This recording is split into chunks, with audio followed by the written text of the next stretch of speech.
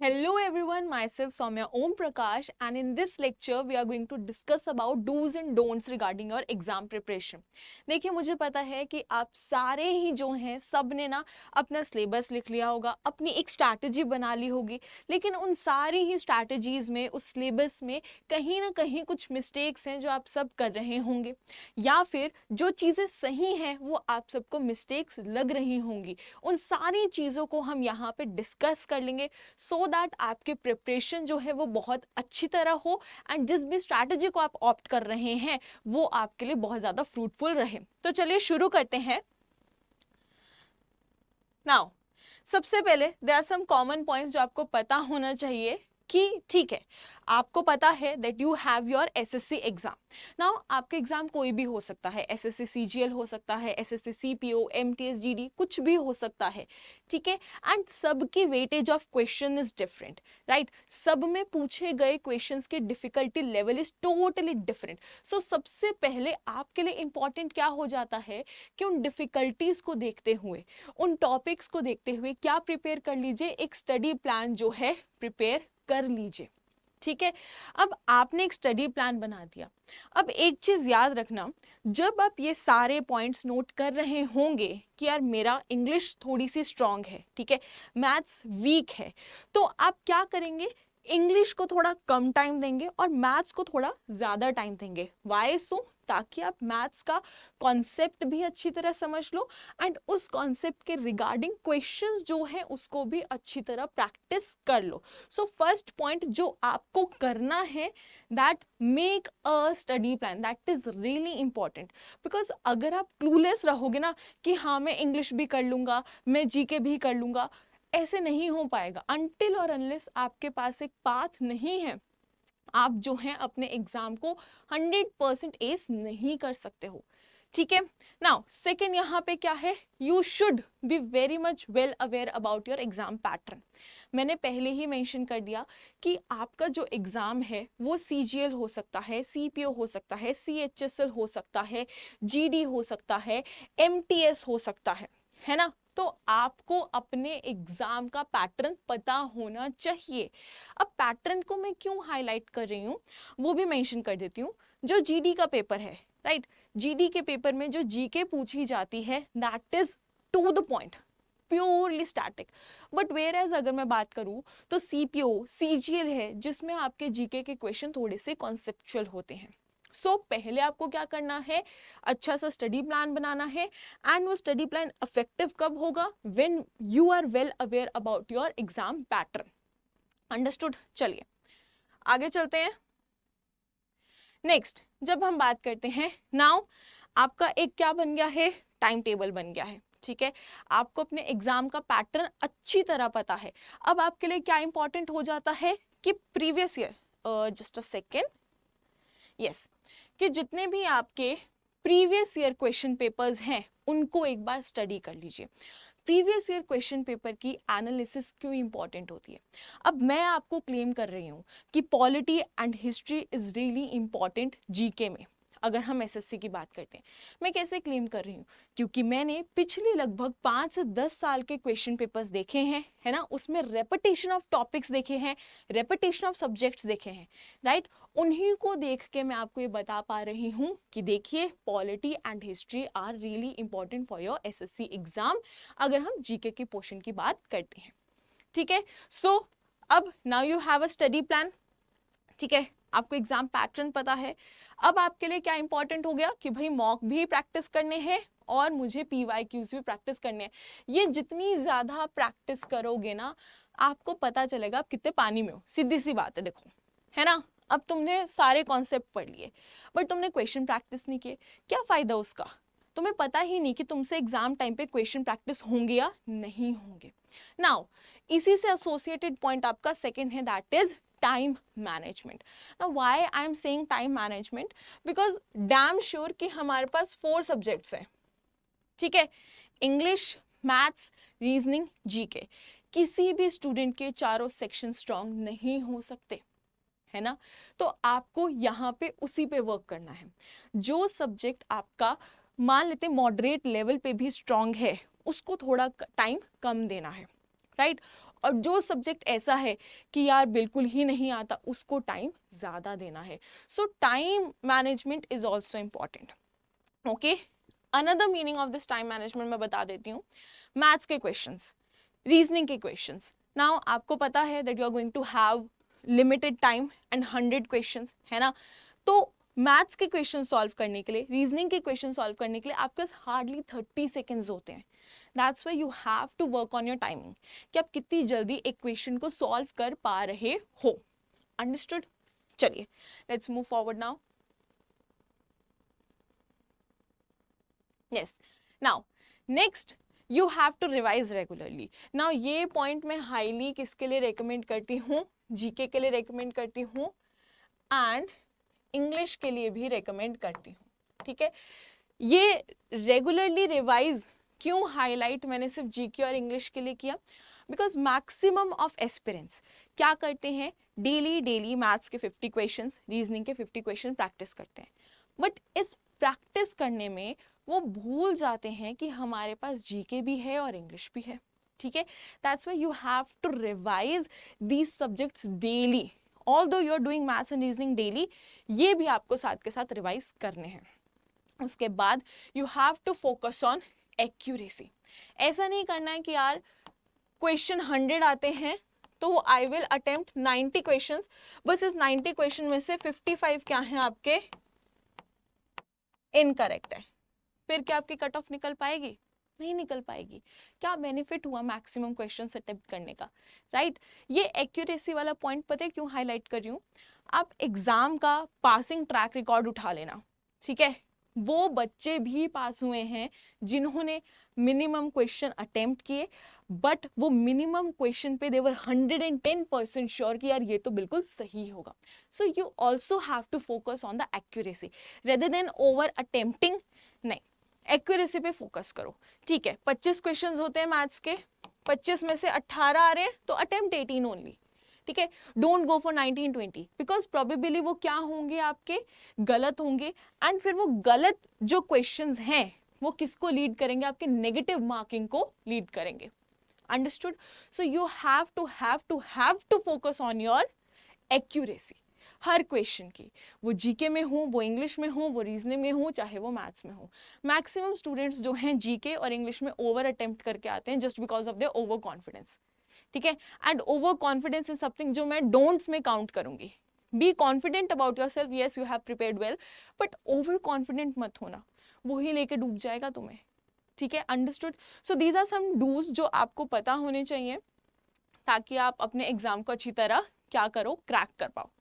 उसके अलावा ठीक है भाई, प्लान बना लिया हमने, ओके, एक्यूरेसी पे ध्यान दे रहे हैं, पैटर्न हमें पता है, सब्जेक्ट हमें पता है, हमें पता है हम कितने पानी में है, मॉक्स लगा रहे हैं.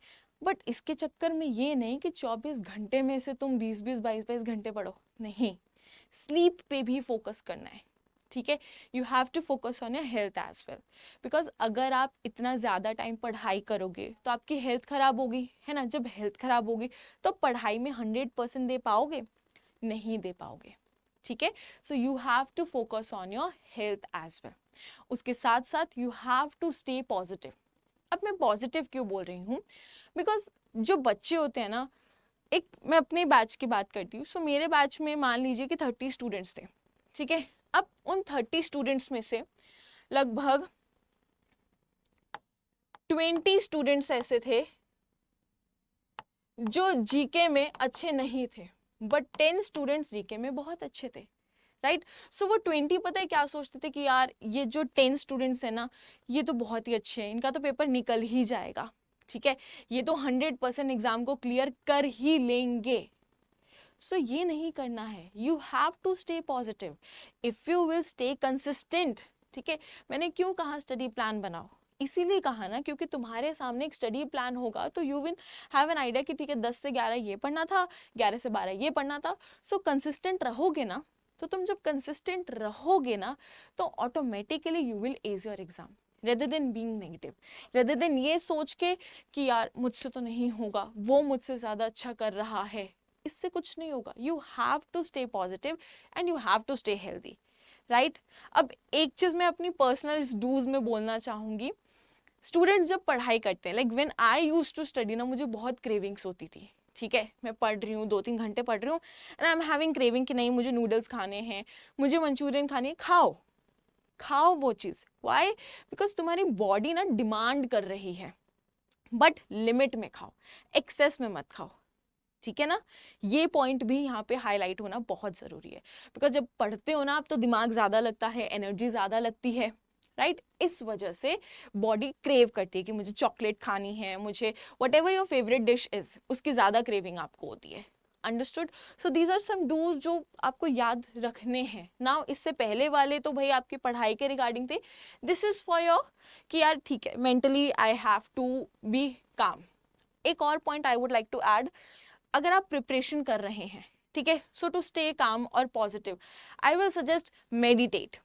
मेडिटेट करोगे 5 minute 10 minute, you will feel the change, आपका कंसंट्रेशन बढ़ेगा, आपको कंसिस्ट रहने की क्या मिलेगी, एक तरीके की एनर्जी मिलेगी। Okay, so if you want to be consistent कि आप जो भी पढ़ रहे हैं उसमें, एंड इफ यू वांट कि आपकी जो मेंटल हेल्थ है वो बिल्कुल अच्छी रहे, सो ट्राई करना मेडिटेशन।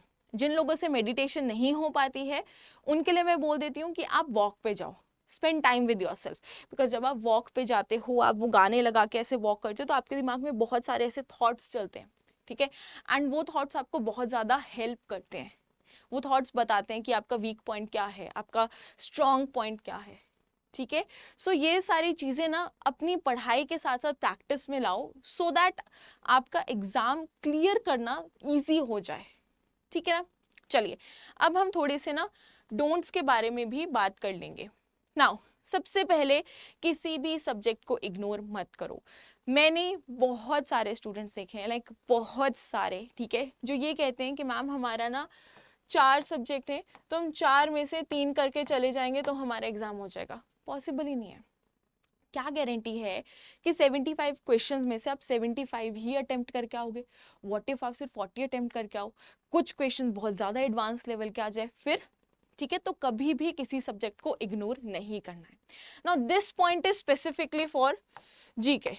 मतलब जीके को ना सारे स्टूडेंट्स ने इतना लीनियंट ले रखा है ना कि जीके ही तो है, रट्टा ही तो मारना है, मार लेंगे। नहीं, रट्टाफिकेशन शायद से स्कूल में कॉलेज में काम आता होगा, not in your competitive exam. आप ये माइंडसेट रखो कि जिस एग्जाम के लिए आप रट्टा मार रहे हो ना, उसी एग्जाम के लिए एक बच्चा पिछले 1 साल से दिन रात एक कर रहा है, ठीक है। तो आप रट्टा मत मारना, प्लीज मत मारना। रट्टा मारने के बजाय क्या कर सकते हो, एक हैबिट बना लो। लाइक मेरी आज भी एक हैबिट है, ठीक है। क्या हैबिट है? मैं मॉर्निंग में उठती हूँ, ठीक है, morning evening what ever time suits you आप वो कर सकते हो, ठीक है। मॉर्निंग में उठूंगी मैं, जो भी मुझे लगता है कि यार these are some static points और शायद से माइंड से स्लिप हो सकते हैं कभी ना कभी, बिकॉज मैं भी ह्यूमन हूं ना, गलतियां तो मुझसे भी हो सकती हैं, राइट। सो मैं क्या करती हूँ, उठ के उनको एक बार अच्छा ये एक बार 10-15 मिनट्स रिवाइज कर लेती हूँ, ठीक है। तो रट्टाफिकेशन से बेटर क्या करो कि आप 10-15 मिनट बस उसको रीड कर लो। डोंट क्रैम कि अच्छा इसकी कैपिटल ये है, इसकी कैपिटल नहीं, जस्ट रीड इट आउट। अच्छा इस स्टेट की कैपिटल ये, इस स्टेट की कैपिटल ये, इस स्टेट की कैपिटल ये, बस। आफ्टर 7 और 8 डेज आपको रियलाइज होगा कि वो चीजें आपके दिमाग में छपने लग गई हैं, ठीक है ना। सो रेदर देन क्रैमिंग आप क्या कर सकते हो, एक हैबिट बना लो, just invest 10 to 15 minutes, and अगर आप में ज़्यादा ऐसी कैपेबिलिटी है, पेशेंस है, तो आप 30 मिनट्स भी इन्वेस्ट कर सकते हो। वो आपके लिए बहुत बेनिफिशियल रहेंगे जीके के पोर्शन में स्पेशली, ठीक है। नॉट ओनली जीके, अगर मैं बात करती हूँ इंग्लिश के पोर्शन में भी, ठीक है, इंग्लिश के आपके जितने भी रूल्स होते हैं उनको भी, सिनोनिम्स होंगे, एंटोनिम्स होंगे, ईडियम फ्रेजेस हो गए, ये तो ऐसे कुछ टॉपिक्स हैं इंग्लिश के जो पूछे ही जाएंगे, जिसको इग्नोर कर ही नहीं सकते। तो अब क्या करोगे, इतनी मोटी बुक का रट्टा मारोगे? नहीं ना। तो क्या कर सकते हो, रीड करो, रीड करो, रीड करो।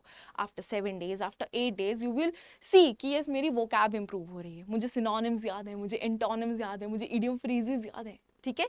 सो don't cram, just make a habit. It will definitely gonna take time कि हाँ मैम मुझसे एक बार में नहीं हो रहा, but it's about your career and I am expecting कि आप लोग इतना टाइम दे पाओगे, ठीक है, आगे डोंट स्किप मॉक टेस्ट, मैं पहले ही डूज में बता चुकी हूँ. You have to attempt your mock test and PYQs. So ये तो आपको समझ आ गया होगा. ठीक है, don't use shortcuts. Now why I am saying this, so I am a GK teacher, right, and polity पढ़ाते हुए there are some short tricks. Even though history geography में भी होती है, बट पॉलिटी में स्टूडेंट ज्यादा यूज करते हैं. स्केड्यूल्स के लिए भी देयर इज अ ट्रिक, है ना. बट मैं उनको बोलती हूँ कि यार ट्रिक पे जाने से पहले let's understand the base meaning. What is the base meaning? Because tricks तभी काम करती है जब आपको उसका बेस मीनिंग पता हो. Until or unless you are not aware about the base meaning or you are not aware about the whole story or the whole concept, tricks work नहीं करेंगी. आप रट्टा मार के चले जाओ, ठीक है, जैसे ही एग्जाम देने ऐसे बैठोगे वहीं सब कुछ भूल जाओगे. ठीक है, सो प्लीज शॉर्ट ट्रिक्स ना के बराबर ही यूज करना स्टार्टिंग में, पहले बेस समझना. ये तो जीके की बात होगी. मैथ्स की बात करती हूँ. नाउ मैथ्स हम आई एम एक्सपेक्टिंग कि बहुत सारे CBSE से पढ़े होंगे, ठीक है, ICSE से पढ़े होंगे, या फिर Himachal board, UP board, Bihar board, बहुत सारे बोर्ड है वहां से पढ़े होंगे. हमें मैथ्स में लॉन्ग मेथड सिखाया जाता है. आई कैन ईजिली अंडरस्टैंड कि जितने भी मैथमेटिक्स के टीचर्स होते हैं वो शॉर्ट ट्रिक्स बताते हैं, है ना, बट वो सीधा शॉर्ट ट्रिक्स तो नहीं बताते ना. वो तुम्हें क्या कहते हैं, that this is the long method, है ना, और इसको हमने कंसाइज करके ये वाली ट्रिक बनाई है. सो वो भी इनडायरेक्टली यही कहते हैं कि बच्चा पहले लॉन्ग मेथड तो समझ ले, उसके बाद ही शॉर्ट मेथड पे जाना. ओके, चलो. नाउ नेक्स्ट वी हैव, भाई वो क्या कहते हैं, तुक्केबाजी मत करना. ठीक है, आपने एक वो मूवी देखी होगी student of the year. Movies में चल जाता है जय माता दी जय माता दी, नहीं, रियल लाइफ में वर्क नहीं करता है जय माता दी. ठीक है, माता जी भी कहेंगी बच्चा आपने पढ़ाई तो की नहीं है, तो मैं आपको कैसे सही आंसर बता दूं, है ना. इसलिए तो ये गेस वाला तो मत करना. ठीक है, and the most important point जो मैं पहले ही आपको समझा चुकी हूँ, डोंट कंपेयर योरसेल्फ. ठीक है, मे बी कोई बच्चा मैथ्स में अच्छा हो सकता है, कोई बच्चा रीजनिंग में अच्छा हो सकता है. ठीक है, आप जीके इंग्लिश में अच्छे हो सकते हो, है ना, 4 में नहीं आप 1 में अच्छे हो सकते हो. Don't compare yourself, just be consistent कि हाँ मुझे डेली डेली डेली डेली ये चीज करनी है. अंडरस्टूड? ठीक है, so it's my personal request कि प्लीज डोंट कंपेयर योरसेल्फ. आप सारे ही एज अ इंडिविजुअल बहुत स्पेशल हैं एंड सारे ही एग्जाम क्लियर कर सकते हैं, क्योंकि सबकी कोई ना कोई स्ट्रेंथ है. मैथ्स हो, रीजनिंग हो, जीके हो, इंग्लिश हो, कोई भी सब्जेक्ट हो, आपकी कोई ना कोई स्ट्रेंथ होगी. So don't compare yourself. ठीक है, इसी के साथ चलोगे, इसी कंसिस्टेंस के साथ चलोगे तो you will definitely gonna clear your exam. ठीक है, नेक्स्ट यहाँ पे क्या है, ओवर कॉन्फिडेंट. ये मैं आपको पहले ही बता चुकी हूँ, ये पहले कि कॉन्फिडेंट रहो, under confident and over confident. ठीक है, ऐसी टर्म्स है ना जो आपको लेके डूब जाती है, सो प्लीज याद रखना. नेक्स्ट, करंट अफेयर्स मत इग्नोर करना. SSC करंट अफेयर्स से बहुत क्वेश्चन पूछती है. आप पैटर्न नोट कर रहे होंगे तो स्टेटमेंट टाइप ऑफ क्वेश्चंस भी ऐड हुए हैं, right. So do not ignore current affairs. Yes, what you can do, आप डेली करंट अफेयर्स ना पढ़ के वीकली पढ़ सकते हो, मंथली पढ़ सकते हो. ठीक है, या फिर अगर हम बात करते हैं ना तो मैगजीन्स आर देयर, आप मैगजीन्स पढ़ सकते हो. ठीक है, बट करंट अफेयर्स इग्नोर नहीं करने. और एक और चीज, इनको लास्ट मोमेंट के लिए भी नहीं छोड़ना कि 15 दिन बाद एग्जाम है, आज मैं 6 महीने के करंट अफेयर पढ़ूंगा. कुछ नहीं होगा, कुछ नहीं होगा, सब भूल जाओगे. Maths, reasoning, English, GK, current affair सब खिचड़ी बन जाएगी. ठीक है, तो इसको भी रीडिंग की तरह करना. जैसे मैंने जीके का आपको बताया that you have to make a habit daily daily just for 10 और 15 मिनट्स. आप उसको क्या करो, रीड करो. डेफिनेटली जब आप एग्जाम में बैठोगे, सिमिलर काइंड ऑफ स्टेटमेंट देखोगे, सिमिलर काइंड ऑफ वर्ड्स देखोगे, definitely the answer gonna click in your mind. ठीक है, बट कब होगा, इफ आपने एक हैबिट बनाई है, इफ यू आर कंसिस्टेंट. अगर आप सिर्फ ऐसे हवा में हो कि हो जाएगा, तो नहीं होगा. Sorry for being rude, but this is the reality. Understood? Let's move forward now. चलो, इसी के साथ अगर मैं बात करती हूँ, so these are some major points जो आपको याद रखने हैं, डूज एंड डोंट्स दोनों. ठीक है, अगर आप इनको फॉलो कर लोगे, अपनी स्ट्रैटेजी फॉलो कर लोगे, तो easily you will clear your exam. Okay, so with this, thank you everyone. Have a really nice day. Do take care of yourself. Thank you.